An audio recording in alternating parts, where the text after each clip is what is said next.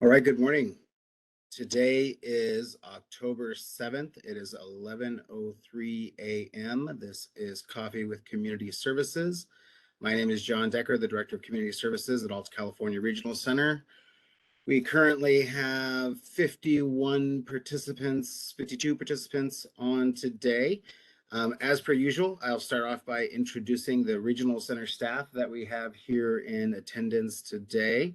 So let's see, we've got some community services specialists that are on here. So I see Nicole on here and Shirley, good morning.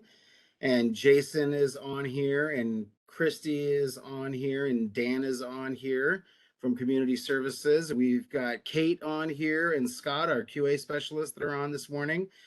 We've got our managers on. Jordan is not able to be with us. She's got a kind of an urgent community care licensing meeting that is going on right now. I know some of our other residential managers also have kind of an urgent, I think, visit out to a care home that is going on this morning as well that I heard about. So we do have our two community services managers there in the conference room. So we have Gene Onesi, who this will be Gene's last coffee with community services, as Jean is retiring. And so Jean's having her big retirement party next Thursday, and we're celebrating 35 years of a whole lot of dedication to our regional center and our communities. So this will be the last one for Jean. And then we also have Michelle McDonald on here as well today. And Michelle is our new community services manager. So Helen Neary is on here as well. Helen is the one that is going to be taking over Jean's responsibilities as a client services manager. And then Michelle will be overseeing the services that previously were under Olivia Procida. So she'll be overseeing primarily the adult services, the residential services, etc. So I'm very happy to have her. We'll have her introduce herself in just a moment after we get through who all else we have here today. So my assistant Zach is here, of course, and good morning. I see Zach there. We've got some client services managers. So I see Phil Perez is here and Heidi is here from Grass Valley office. So good morning to you as well. And I see Rava Johnson, our client advocate, that has joined us this morning too. We've got some service coordinators. I think Jolana's from residential, if I remember correctly. Good morning. And then we've got Ben here as well too. So good morning to some of our service coordinators. We have our deaf and hard of hearing specialist, Rima, who has joined us. So good morning, Rima, as well. And again, let's see, I think I caught all the CSS staff.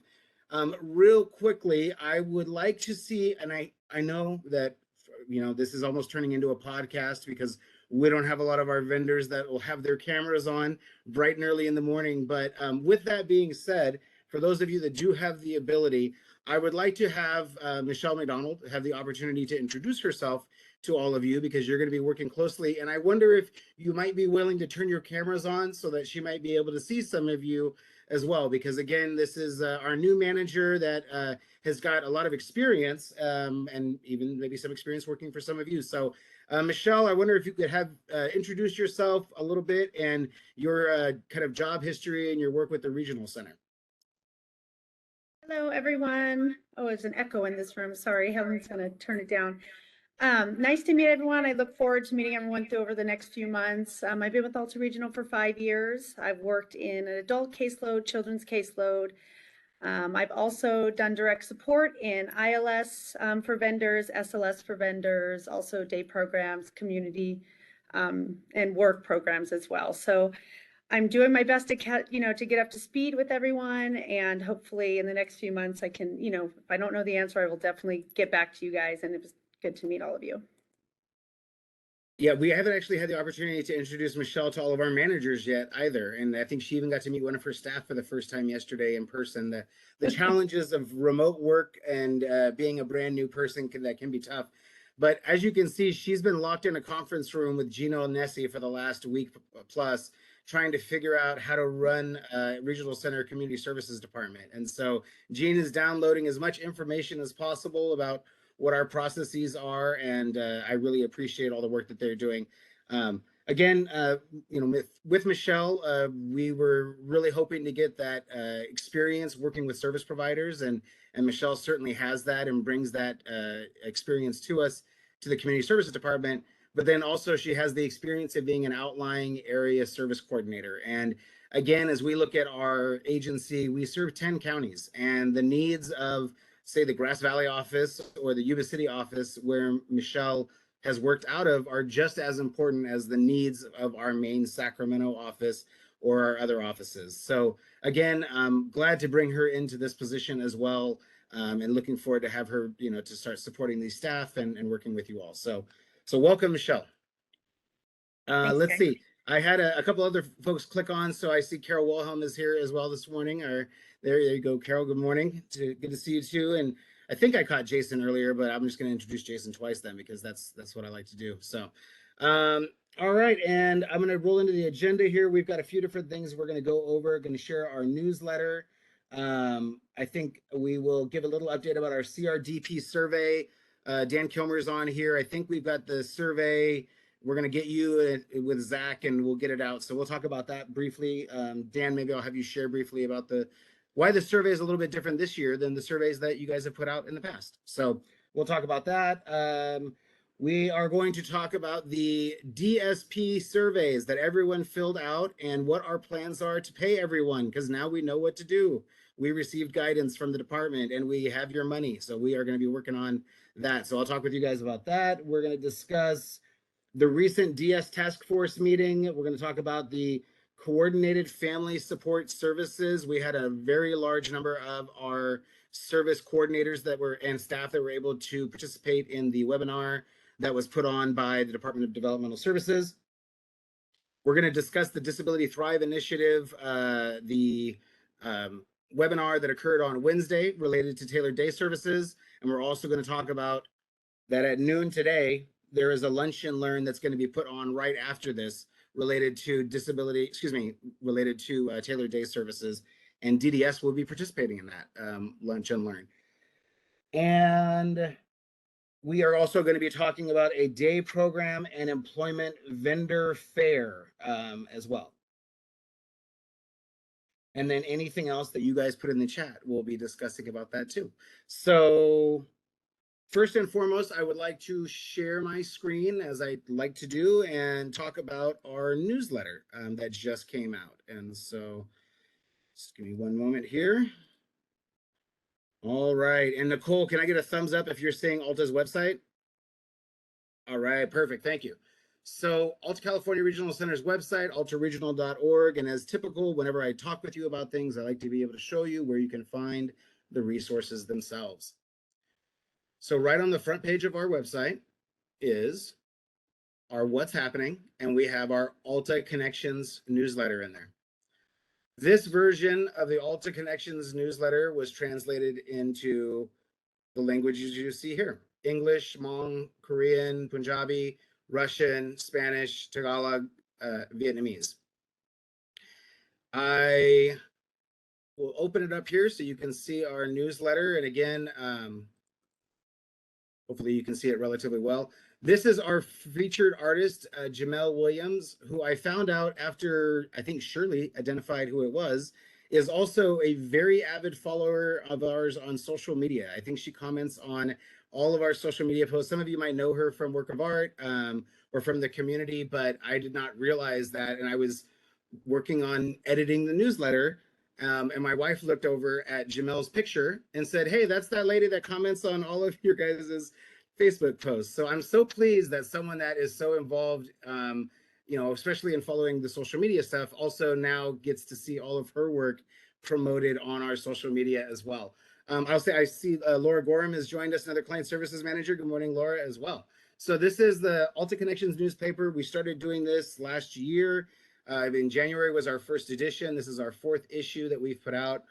And Lori Benalis wanted the idea that when we do our newsletter, that we're always focusing on our client artists for a couple of reasons. One's to celebrate the work that they do, but also to help financially if people want to sell things, to show where people can get their artwork from. So we have a message here from Lori Benalis, and we'll talk a little bit more about it, but the important thing that I see in here is that we have our draft performance contract plan that we're putting together, and there's an opportunity to give feedback about that. And I saw Lindsay Daiba click on this real quickly, and I will ask maybe Lindsay or another person from our provider advisory committee.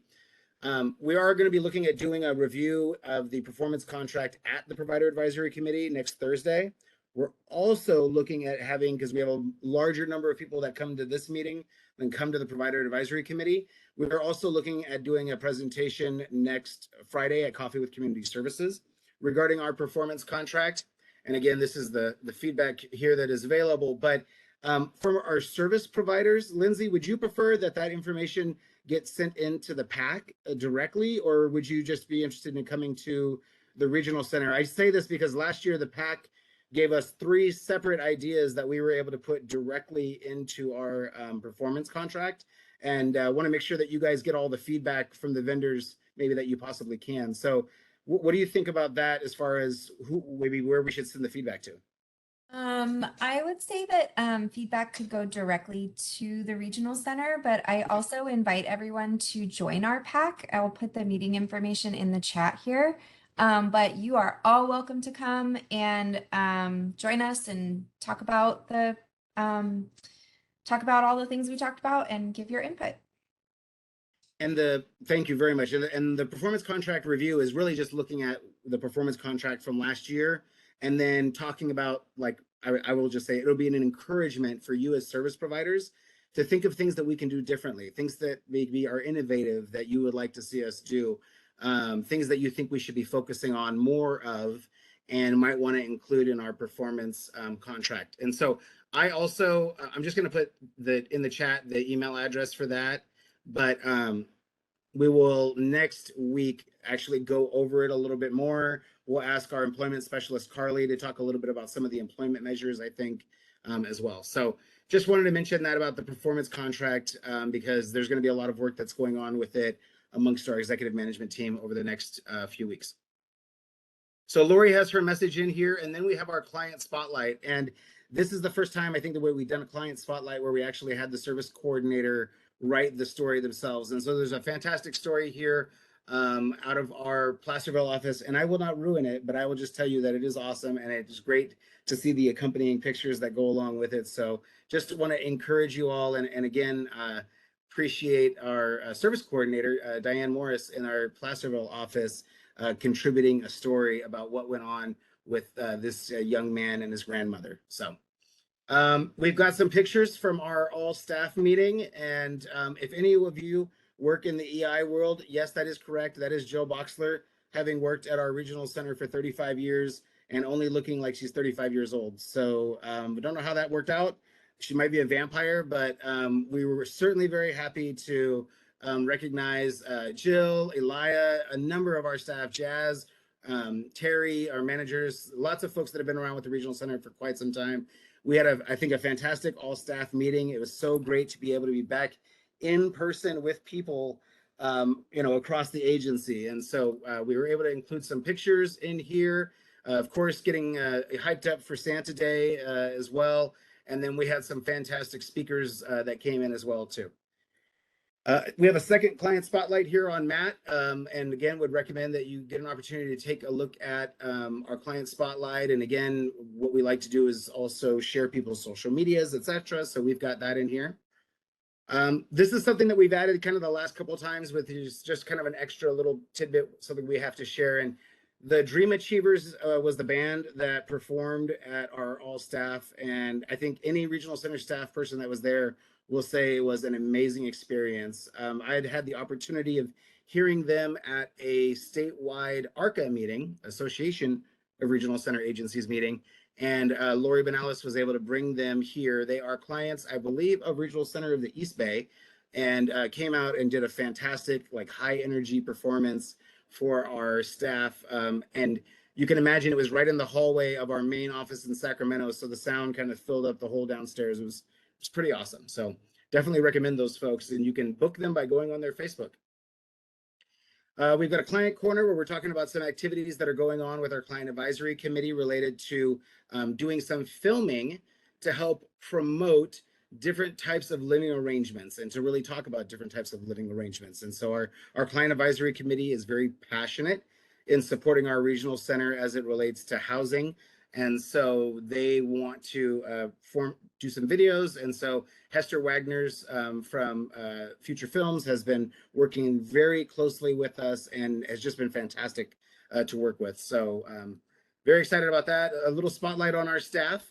Again, we had an opportunity to put together bags of PPE and COVID tests for residential care homes because we dealt with a little COVID surge there not too long ago. And so you can see Rima right up front here and the rest of both community services and residential staff that were stuffing these bags, and the residential facility liaisons, the liaison support coordinators delivered those out to care homes.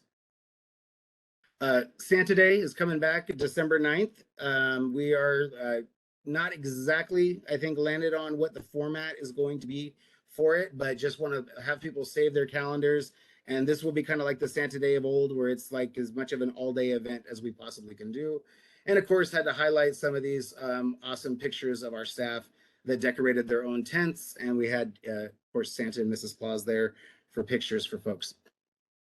We have a vendor highlight here, and this is a CPP vendor. We, with the COVID onset, we had a lot of responses from service providers about the need to connect clients to technology while we are dealing with the social isolation tied to the COVID pandemic. And so this is Our Miracles. They are the company that received some CPP startup funds to provide the technological support to our clients to get them connected. So recommend people take a look at that again, that article, and you can also see some links to their website at ourmiraclesils.com, so you can see their services that they provide to the clients. Again, newsletter has updates on new vendors. I think this is a real testament to the hard work of the community services specialists that are right here right now in this meeting, because they're the ones that worked to push all these vendors through over the last 3 months. And once again, I really like the comparison between the vendorizations that happened versus the numbers that closed. And again, you see, 3 vendors down here that closed during that time frame. And you can see all the new vendors that were brought on by our community services specialists during that period of time. And these are not easy vendorizations to do. These are vendorizations that require quite a bit of work. On top of that, our specialists also concurrently work on processing parent reimbursements for services as well, for things like social recreation. So again, a heavy workload on the community services specialists, but I really appreciate that we can share these types of changes about the increased number of services for our clients. We have a message in here, again, just reminding folks, alternative services is ending. It's ending effective January 1. We do not know of any movement that exists currently that will be expanding alternative services beyond then. So we've had a number of discussions with our service providers related to what they want to do to be able to move back to traditional services beginning January 1. And with that discussion, there is modifications that people are going to be looking at making, because there's new opportunities that exist. There's new opportunities for remote services. There's new opportunities for tailored day services. And so we're going to be holding a workshop next week. This will be our community services staff. This will be, Carol Botillo is going to be joining us for that. Eric Champa from UCP is going to be joining us for that. The Disability Thrive Initiative is going to be joining us for that. And so again, I think for our day in employment and providers, it will be a great opportunity. So we put that in there as well. One of the things we talk about in this is also just showing the growth of our agency. And we're at 27,711 clients served at our regional center. We had about 15,000 or so clients when I started at the regional center. And so we continue at about 1,000 new clients annually as far as growth. And this doesn't include all the clients that are going through intake as well, which is a very large number as well that we have to service as a regional center. So again, just sharing that the regional centers are growing and growing and growing. And then finally, the artist profile for Jamil Williams. Again, just fantastic work with different types of media that she works with. And she really wanted you to make sure that you check out that website for a work of art. I was able to see, it looks like they updated their website, or it looks really nice, the new one that they have put together. So that's right in there. You can certainly contact Jamil directly. So again, we have a newsletter. Encourage folks to take some time to read the newsletter where we identify things that we feel are important at our regional center, things that are kind of coming up, and also really praising the work that is being done in our community, and looking at all the accomplishments of our clients is always excellent as well. So that's the newsletter. Encourage folks to take that an opportunity to review those. Dan Kilmer, we have a CRDP survey that is coming out, and I wonder if you could talk about kind of why we do a CRDP survey, and then what is a little bit different about this survey this year than kind of what we've done in the past. Yeah, thanks, John. So the CRDP, which is Community Resource Development Plan, basically is a mechanism for the regional centers to request special funding from DDS to develop community resources, to meet some of our clients' unmet or undermet needs. In the past, last year and beyond, it was primarily for clients who have high support needs, crisis services, other services to keep them out of locked settings, things like that. There was a big shift for this year. It looks like, as I read through the priorities and the focus that DDS has now given us, it's pretty much a very broad spectrum of services. Like I said before, it was focused more on the safety net, the crisis services, things like that. As I'm going through, it looks like there's services, and John, let me read, if you don't mind, the 3 goals that DDS has set up for us, and then then I'll go through some of the priorities, and then I can talk about how the survey. Well, we went over the priorities last week with folks. Oh, you did. Okay. But if you want to go over, I think really just kind of focusing on the survey itself, like how does that survey look different? We know we need the survey because we have to use that to inform the proposals that we're going to put forth. But again, I think the format's a little bit different than what we've done in the past for hopefully some better responses. Yeah.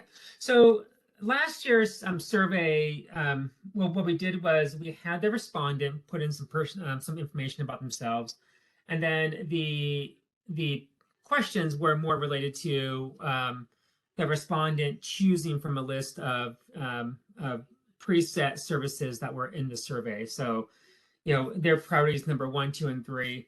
But this year, what we did was, because DDS set the spectrum very broad, the questions that we were asking this year are more qualitative than quantitative.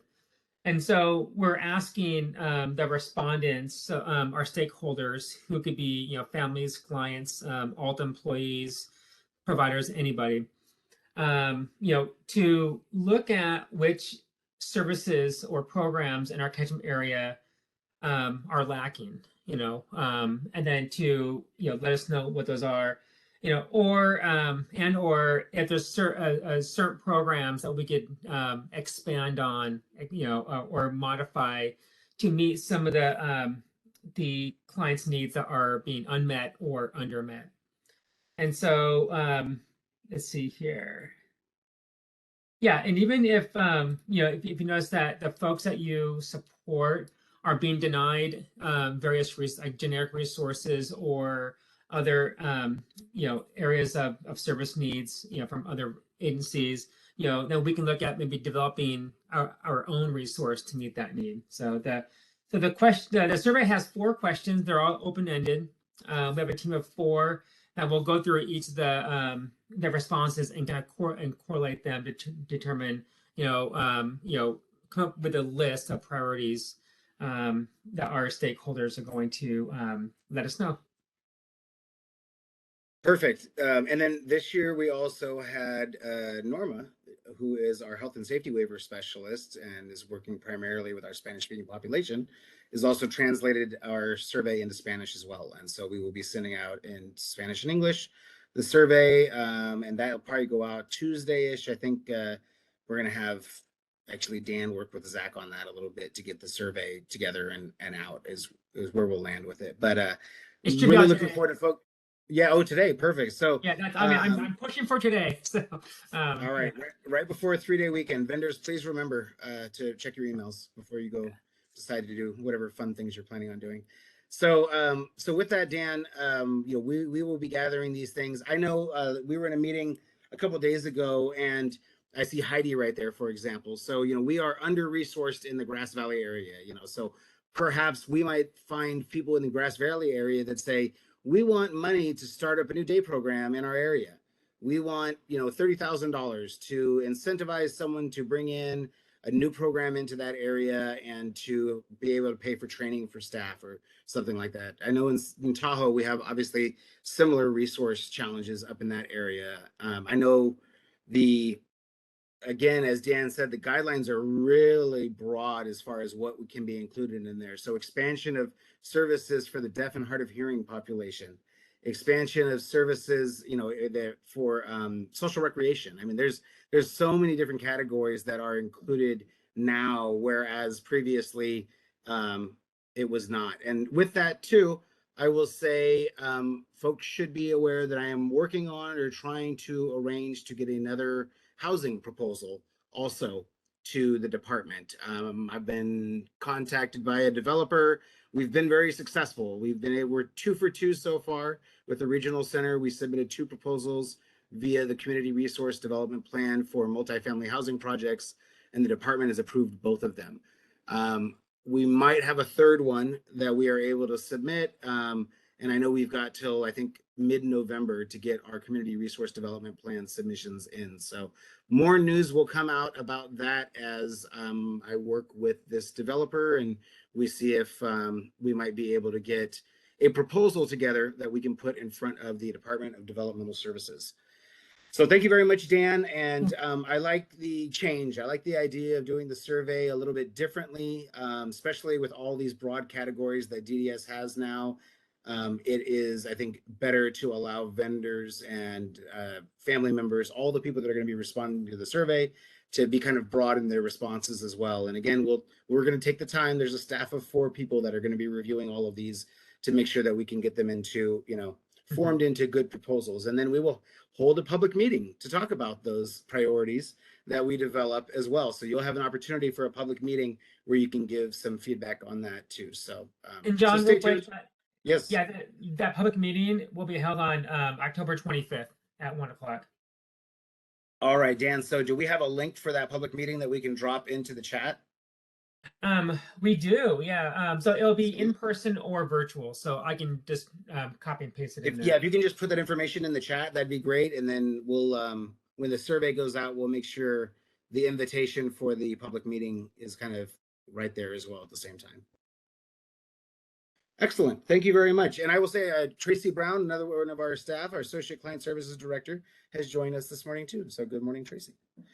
Let's see here. So that's the Crdp survey. Okay, so we found out about the Dsp surveys and the funding related to that. So we received our D1 allocation, which is the allocation from the state to the regional center, and included in there was, I think, like $1.2 million, something like that. It was basically I think we worked out, we had about 120 service providers that are getting funding because they filled out the survey.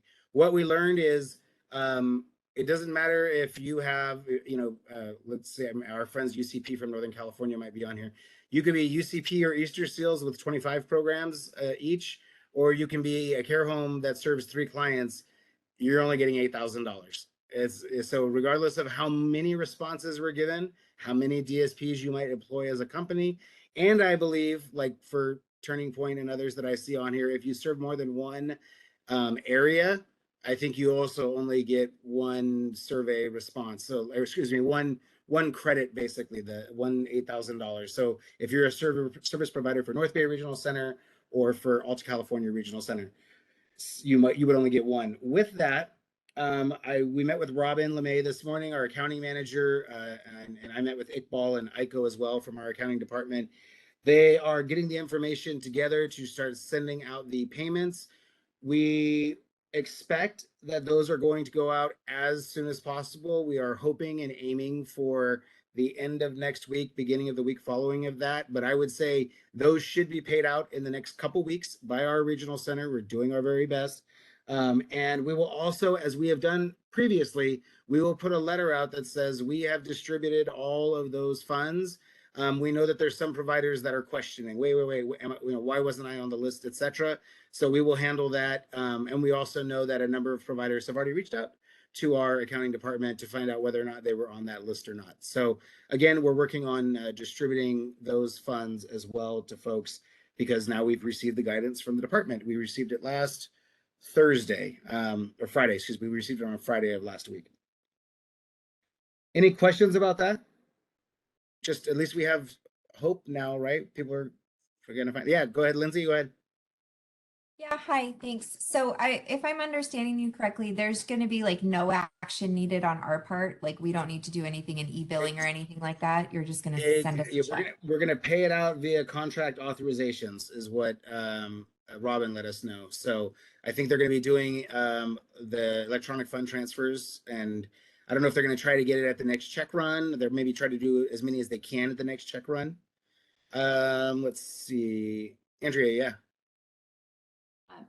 So just because you said people have already reached out to see if they're on the list, for some reason, if you think you should have received it and the letter went out saying everything was there, is there a way to like question that? Maybe not necessarily. Yes, yeah. So absolutely. So what we will do is then we need to gather that in our accounting department. And so there'll be instructions on the letter. If you did not receive this, you feel like you should have, please contact this email address or whatever we describe. And then we will work with DDS and you specifically, especially if we get any other feedback from them, like maybe there's some people that were missed, or because I know there were some people that thought there was like partial completion possibly of the survey. So I will just say that we were, I think, the third largest number of surveys that were completed. And so I think that's awesome that you guys really got those done. I know that our provider advisory committee folks really encouraged people to do those because they want DDS to have that survey data so that hopefully DDS can make some positive changes as it relates to possibly DSP wages or incentives for DSPs as well. So that is coming out. And I see Rowena this morning. Good morning, Rowena. I see you here too. Good morning. Another one of our client services managers with residential. Always a busy crowd there in residential. We had a DS task force meeting that occurred yesterday. And again, as per usual, I will go to this case, DDS's website, and share with you how to locate the information related to the Developmental Services Task Force. So there was a task force meeting yesterday. These meetings have moved to fully virtual. They used to occur like in person. We would host it at the regional center, but again, all virtual now. So you're seeing DDS's front page of their website. The Developmental Services Task Force information is right there on the very front page. And on there, they have the agenda, they have the PowerPoint slides, they have the presentation that by Dr. Shay Tanis, who took over for James Braddock at the University of Kansas, who used to always write the State of the State reports. Some of you are familiar with the State of the State in intellectual disabilities. And so there was a presentation about that. So first, just to show you what DDS provides, they have their PowerPoints that they share on these. And in this particular one, they gives an update on the guiding principles. And so there's some new and updated guiding principles. And so just, again, want to encourage folks to take a look at these. Upholding established rights, show dignity and respect, new language, seek equity. There's new language that the department has put in here. Again, the guiding principles being those very high level things that should be influencing policy decisions and how we operationalize things statewide. And then obviously that would trickle down to the regional center and to the service providers as well. So additionally, there was a presentation about the quality incentive program, and it was very brief just because there was not much time to go over it. So, and then I don't even know if they got to the performance measures part of it. So again, they had the DS task force. The meetings are not very long. I just encourage folks that if you are interested, you might want to think about attending those as well. And I did not have the opportunity to attend any of like the quality incentive work groups recently, so I don't have all of the updates related to that. Carol, I see your hands up. Let me stop sharing my screen though so people can see you. I just had a question about if you know any more about the quality incentives related to staff training, the one in the focus area employment, so getting staff trained in ACRE and getting the CESP exam certification.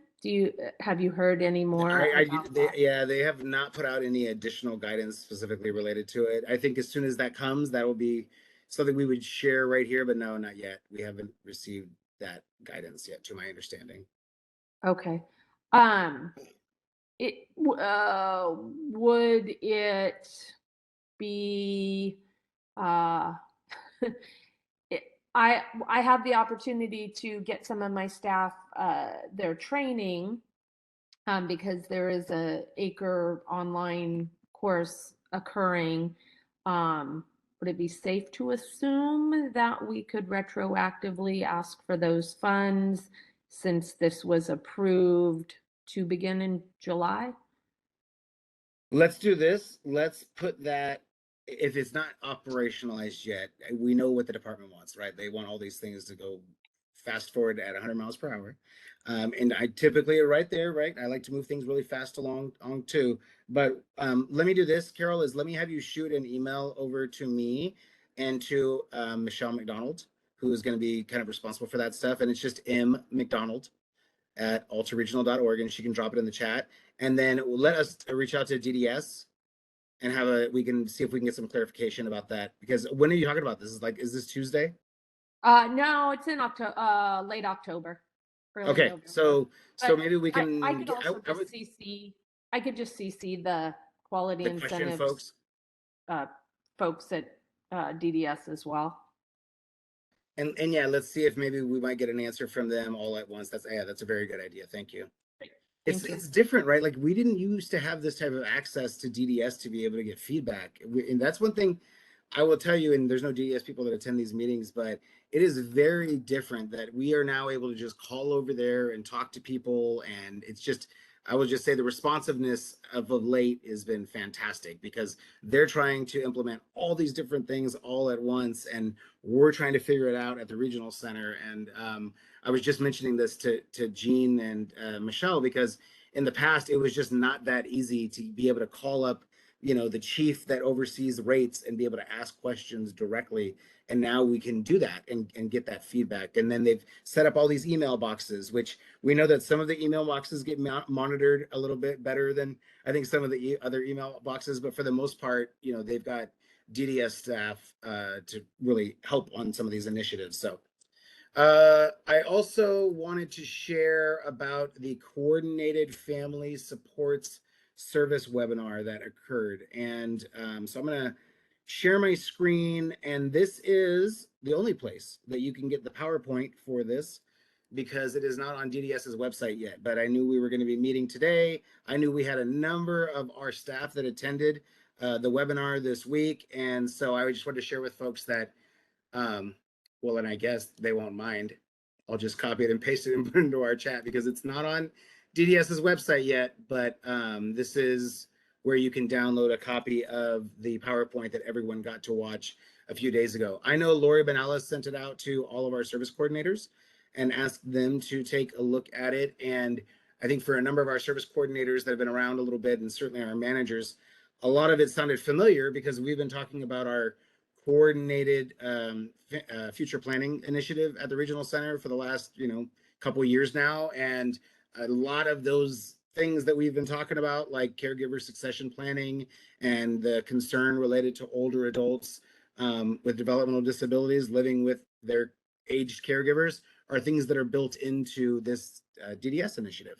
So hopefully not too confusing for our regional center staff, because there is still the coordinated future planning initiative that we're launching, but this is how there can be some money tied to services kind of related to addressing these same type of issues. That's kind of the way I looked at it. So again, DDS's typical way that they set up their PowerPoints, In this, they're going to be sharing information about a new service, which is called Coordinated Family Support. And for Helen and for Michelle and for Jordan, we'll be figuring out how we operationalize this at the regional center and figure out how to bring these services to you as we work with our case management folks to inform them about it.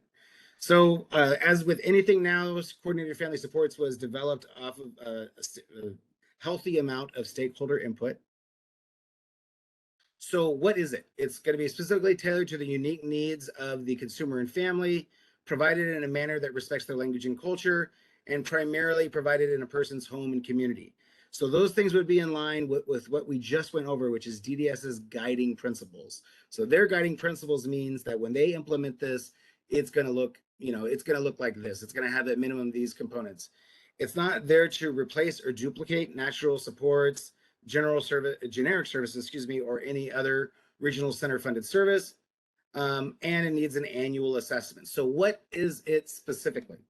It is providing supports necessary to successfully reside in the home, providing assistance and training to consumers and their families, navigating comprehensive services and supports tailored to meet their unique needs, including creating pathways to overcoming barriers to accessing generic and other resources.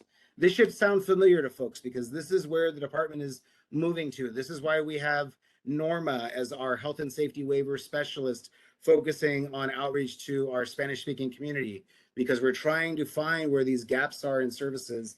And this is one of those things that DDS has identified as well.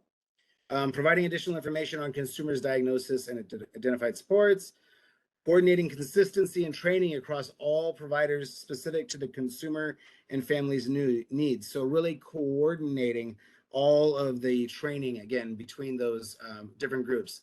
Assisting with scheduling of service delivery, identifying transportation, which is certainly a challenge at this point right now for our regional center. Identifying backup providers to be available, providing futures planning for consumers living with aging caregivers, and providing training to consumers to maximize independence.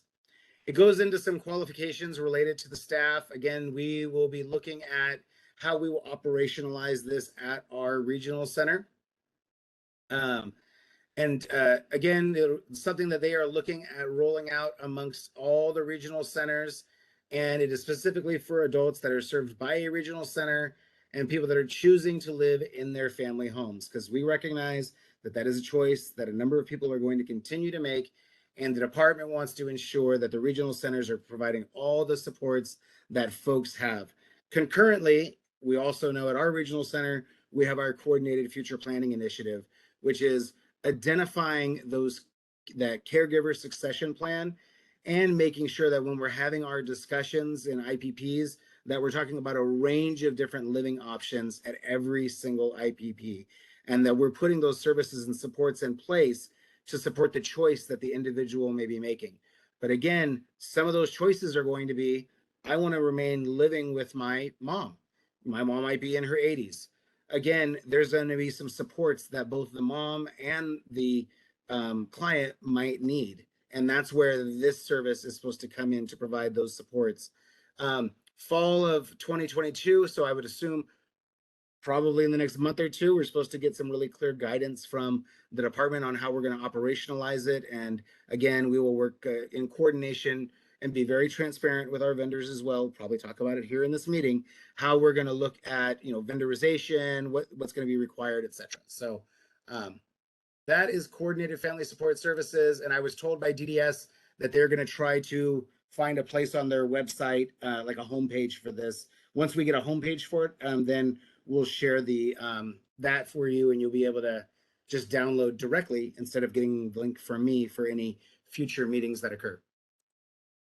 Any questions about this? I'm excited about it. I think it's really in line with what the regional center is wanting to do. I mean, for people like, our client services managers that oversee adults that, primarily live independently or with their families, extra supports are absolutely needed. It is a very challenging job, supporting folks in that situation. And so I'm sure this will come as, a relief as we look at how we build up the workforce for that. And that's part of it as well, right? We have to figure out how we create the workforce, because we already know we have workforce shortages that are going on. All right, that is that. And I want to discuss what we had on Wednesday, which was the Disability Thrive Initiative. And I'm going to share my screen real quickly with the information. Carol, I was able to find the Lunch and Learn link. So I've got the link available for folks that want to jump over to that meet right after. I think I had asked Carol to hold on to the link for me, but I got it. So this is the Disability Thrive Initiative. Again, we've brought Barry Giardini and others here to Coffee with Community Services in the past, but really providing technical support to regional centers, service providers, as we go through the challenges of COVID and looking at the social isolation and the changing of services through alternative services. The Disability Thrive Initiative has been right there providing supports and resources. And that's what occurred on Wednesday. There was a presentation that was given about the changes to tailored day services. I think more than anything, we were very excited to know that DDS wants it to be very simple on service providers, and so simple that they are planning on putting out both very clear guidance and also a template for an IPP addendum in order to include tailored day services.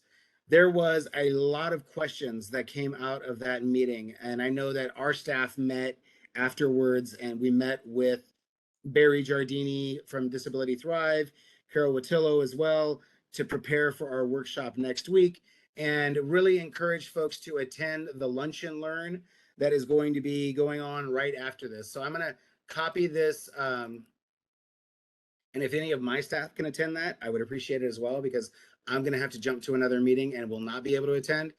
I was told by Barry that Jim Knight from the Department of Developmental Services will also be available for that Lunch and Learn, where, again, they're really just focusing on a question and answer for folks about the tailored day services. So again, if folks want to register for that, I know we are going to have Barry at Alta on Wednesday for our workshop that we're doing with service providers. We've invited our client services managers to attend that workshop as well. Unfortunately, we cannot accommodate the hundreds of service coordinators that we have because it wouldn't be much of an interactive workshop if we have so many people that are on the meeting, but we're going to be doing it hybrid style, and we'll have probably some other community services directors in town as well that day, because the community services directors meeting is coming on. So I think Far Northern, at least, their community services director will be joining us in person for the workshop too. So that is the workshop. We're very excited about promoting that for next Wednesday. If for some reason you didn't get an invitation to it, you're a Dane employment provider, please reach out to your community services specialist. They'll make sure that you get a invitation. Though we promoted it in our newsletter, we did not put out the link or the invite, because again, this is really intended as a workshop. We want to provide an opportunity for service providers to be able to ask the questions, to talk about tailored day services, to talk about remote services and what that's going to look like, talk about program design revisions. And we're hoping that DDS gets their guidance out before our meeting on Wednesday, but at minimum, I think we've got a lot of information already that we can share. I know we're going to talk about HCBS. I know we're going to be tapping Carol to talk about person-centered planning in there as well, and talking about the new HCBS trainings that we are going to be having available as well. So I think there's just going to be some good opportunities for you service providers to get questions answered. I guess, Jason, I don't know how many we heard about so far, but there was at least 4 or 5 new vendors that we had heard of that want to do tailored day services when we met Thursday morning. So I'm just excited about that we've got people that are thinking about it. People are engaging with us, communicating with us. Hoping that the survey that we put out to vendors kind of prompted folks that we wanted people engaging with their community services specialists. And I'm glad that we're doing this now at the beginning of October, and we're not doing this like the week before January 1 hits and people are all gone. So I appreciate that you as service providers have really put in the efforts to work on modifying things. With that being said, we have about, Tracy, 400 service coordinators or so, maybe around there. There's a lot of service. We hired 180 new staff in the last year. About 160 of those were service coordinators.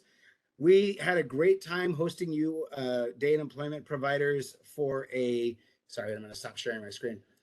We had a great time hosting you guys for a job fair. But what we realized is what we would really like to do is do a day in employment services vendor fair. So talked with Lori Benalis about it on Tuesday with our executive team. And, you know, as people are changing day programs, you know, and looking at reintegrating back into their programs that might be modifying things, it might be nice for you to get to meet all of these new service coordinators. So we are looking at a time, it looks like probably going to be like the second week of November. And we are going to be inviting the day and employment providers to come in for a vendor fair so that you can meet a number of our service coordinators. Many of you know your community services specialists, but we've got a bunch of new managers as well. It would be fantastic to get providers in so that we can do that. We also have a crisis services vendor fair that's going to be coming up as well.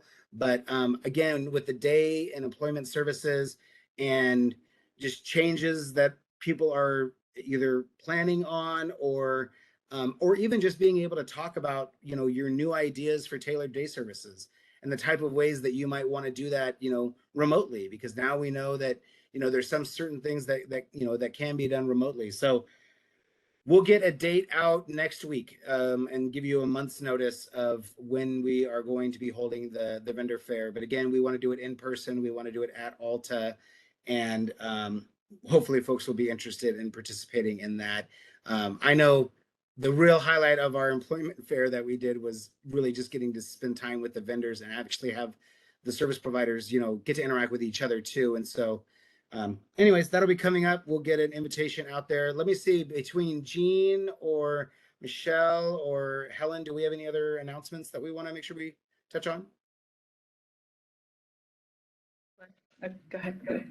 John, I don't have an announcement, but I do want to let everyone know and thank, I know I've known a number of you for many years, for the 36 years I've been here. It'll be 36 November 10th that I would have been here, and it's been a pleasure. This journey has been great, supporting our clients and the work we do for them and with them and serving them has been unbelievable. And just, I don't have the words for it. I've just thoroughly enjoyed it. I thank you for those of you who have touched my life with the and the support, and just thank everybody for all that you do for our clients. It's a great population to serve. And I want to also just say Helen and Jordan and Michelle are an exciting team, and it is going to be, I just can't express to you how exciting this is going to be for, I think, our community to have this team in community services and supports. It's exciting times. So enjoy. You've got a good team. Enjoy the rest of your journey with our system. Excellent. Thank you so much, Jean. And you've got some very nice comments here in the chat on the side. And I did throw Jean's email address. If anyone does want to shoot her an email, she'll be around next week as well. But you know, this is coming towards the end here. So certainly, yeah, like that thing. Absolutely, Hillary, right?